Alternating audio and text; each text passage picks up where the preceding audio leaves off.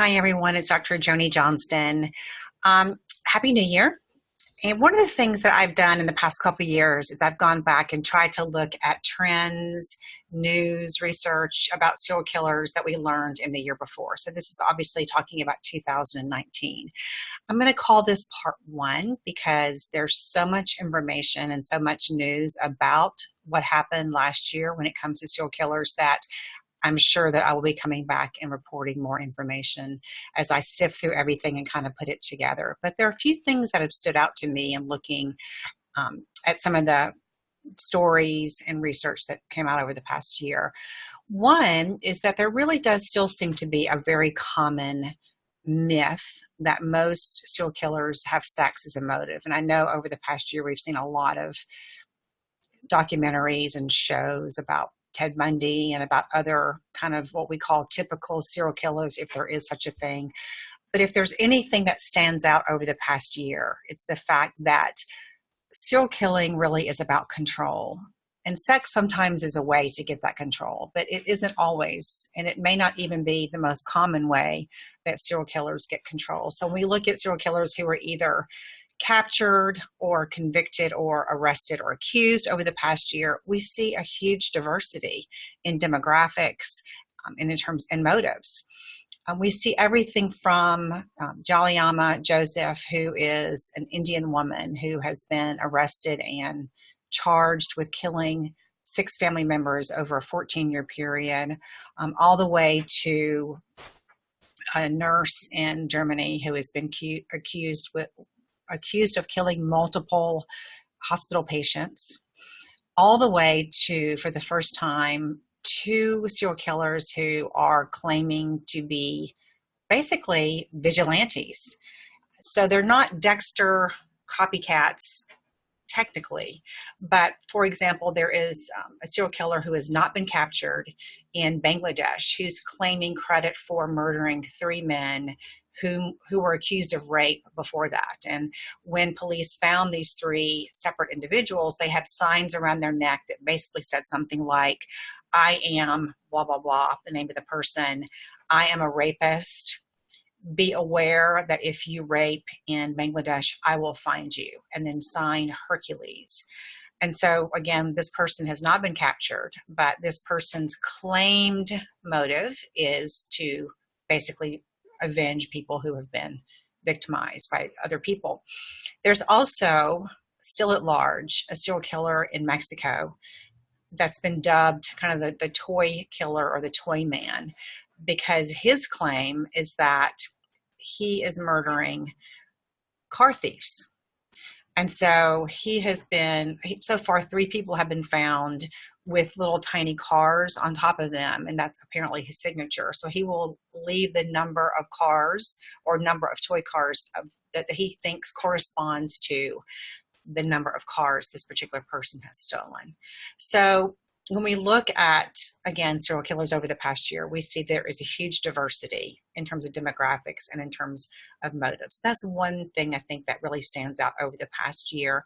Another thing that stands out is really everyday people getting more involved in solving crimes and paying attention to that. And again, that kind of runs the gamut. There was a young woman who was murdered over the past year, and her family worked with law enforcement and put together a profile, an online profile similar to their daughter who was the victim, and were able to work with law enforcement and capture this person who is now charged with multiple murders. So obviously an alleged serial killer. There was also a woman over the past year who turned her mother in. Her mother confessed to her that she had killed 3 babies, including one of her own, years ago. And when she told her daughter about this, the daughter immediately turned her into police, and so she's now in custody. There is a really interesting project called the Murder Accountability Project that's going on. It's a former investigative reporter who has developed an algorithm, and he basically looks at, kind of patterns of unsolved clusters with similar demographics and similar motives. And he believes that he's developed this algorithm that will actually identify where a serial killer is operating.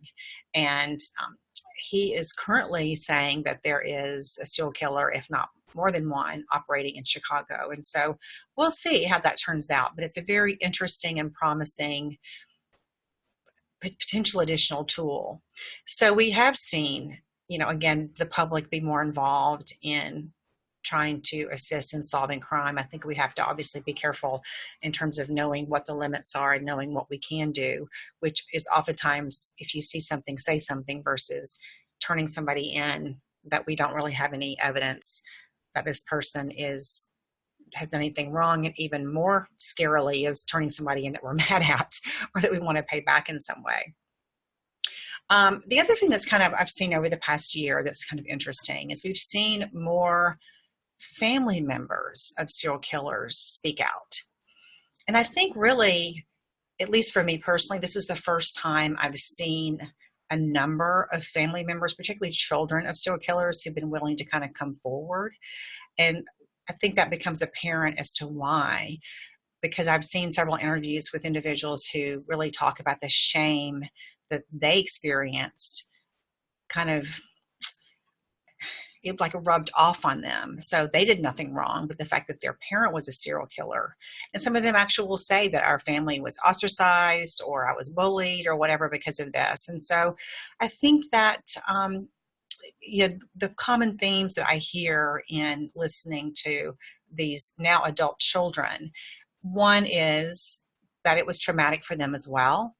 Sometimes and oftentimes they were completely blindsided by this discovery and, again, felt ostracized, but also felt afraid that maybe I've got this demon lurking inside me or this serial killer lurking inside me. And at some point it's going to spring forward. And so there's been a lot of attempts and efforts to kind of understand and make sure that doesn't happen. So there've also been some children of serial killers who really have turned this, I think, into a positive for them. They've become crusaders for crime victims. They've, are speaking out and those kind of things. And so that's kind of been a really positive trend, I think, that we've seen over the past year. There's a ton of other information that I'll be coming on and talking about at another time. I'd love to hear your thoughts about things that have happened over the past year. I think that there's good news, bad news always. Serial killing is bad news always. But in terms of looking at where we are we winning or losing in the fight to, recognize, identify, capture individuals who are hurting people, multiple people over a period of time? What we find is kind of a paradox. One is that the number of serial killers appears to be going down, which is also true of the crime rate, violent crime rate in general. But what's also interesting is that the solve rate is also going down. And so at the same time, while we're seeing this decrease in violent crime, a decrease in serial killers, it seems like we're having a harder time finding and catching individuals who are doing it. And so we'll have to talk about this and figure this out, and hopefully we'll get a better sense of that. The light about all this, of course, is that DNA has just been a huge tool in the fight to identify and arrest and convict individuals who are committing violent crimes as well as committing violent serial crimes. And just like we saw in 2018, the Golden State Killer being identified through DNA, we've seen a lot of other crimes, violent crimes, being solved in the same way over the past year.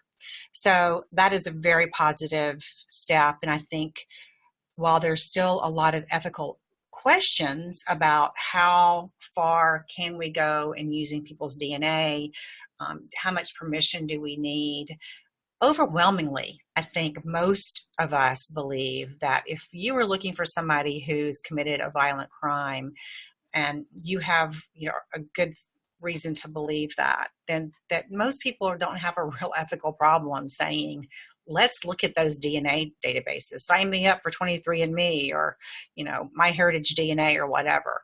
So I will continue to talk about this topic. And again, I welcome any feedback.